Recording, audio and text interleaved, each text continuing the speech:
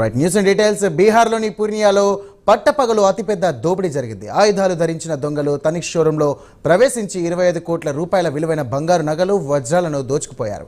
కాగా సోమవారం నాడు షోరూం ఉదయం 10 గంటల 30 నిమిషాలకు తెరిచారు. షోరూం తెరిచిన వెంటనే 5 నుంచి 6 దొంగలు సెక్యూరిటీ గార్డుపై దాడి చేసి బందీగా చేసుకున్నారు. తర్వాత షోరూంలోకి మాస్కులు ధరించి ప్రవేశించారు.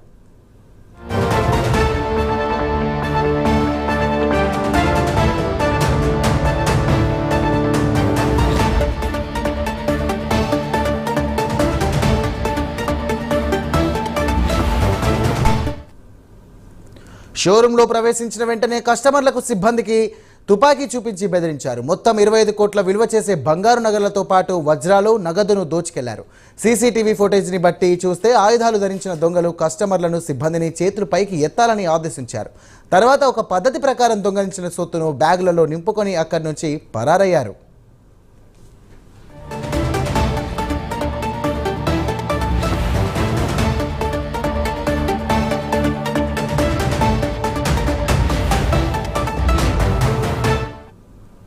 పట్టపగలు జరిగిన ఈ దోపిడీ గోపాలి చౌకీ ఆరా పోలీస్ స్టేషన్ పరిధిలో జరిగింది. షోరూమ్ మేనేజర్ కుమార్ మృత్యుంజయ సమాచారం ప్రకారం దొంగలు పెద్ద మొత్తంలో నగలు, నగదును, చైన్లు, నెక్లెస్లు, గాజులు, వజ్రాలు దోచుకెళ్లారని చెప్పారు. ఇక సెక్యూరిటీ గార్డ్ మనోజ్ కుమార్ కథనం ప్రకారం హోలీ పండుగ నేపథ్యంలో షోరూం ఉదయం 10 గంటలకే తెరిచామని చెప్పారు. మొత్తం 6 దొంగలు కారులో వచ్చారని, షోరూంకు ఎదురుగా కారు పార్క్ చేశారని అన్నారు.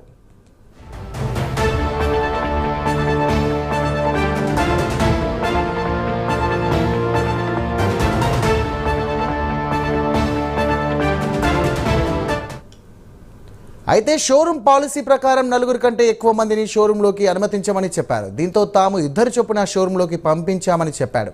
మొత్తం 6 మందిని అనుమతించిన తర్వాత వారిలో ఒకరు తన తలపై తుపాకీ పెట్టి తన ఆయుధాన్ని లాక్కున్నాడు.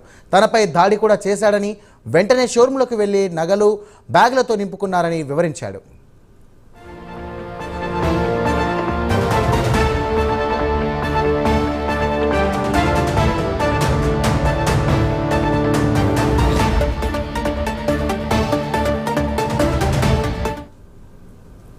కాగా స్టోర్ ఉద్యోగి రోహిత్ కుమార్ మిశ్రా మాత్రం కౌంటర్ల వద్ద ఉన్న సిబ్బంది వారు వెళ్లిపోయే వరకు ప్రాణాలను అరిచేతులు పెట్టుకుని బతకామని చెప్పాడు. సంఘటన జరిగిన వెంటనే భోజ్పూర్ సూపరింటెండెంట్ ఆఫ్ పోలీస్ వెంటనే వాహనాలను తనిఖీ చేయాలని ఆదేశించాడు.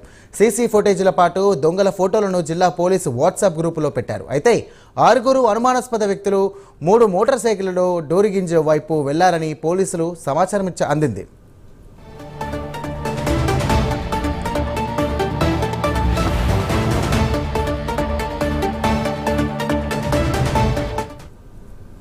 అయితే సంఘటన జరిగిన తర్వాత పోలీసులకు ఫిర్యాదు చేస్తే వారు సమయానికి రాలేదని స్టోర్ మేనేజర్ మృత్యుంజయ ఆవేదన వ్యక్తం చేశారు. కాగా దొంగలు రివాల్వర్లతో 2 ఎగ్జిక్యూటివ్లపై దాడి చేసి గాయపరిచారని స్టోర్ మేనేజర్ వివరించాడు. దొంగలను పట్టుకునే పనిలో పడ్డారు పోలీసులు.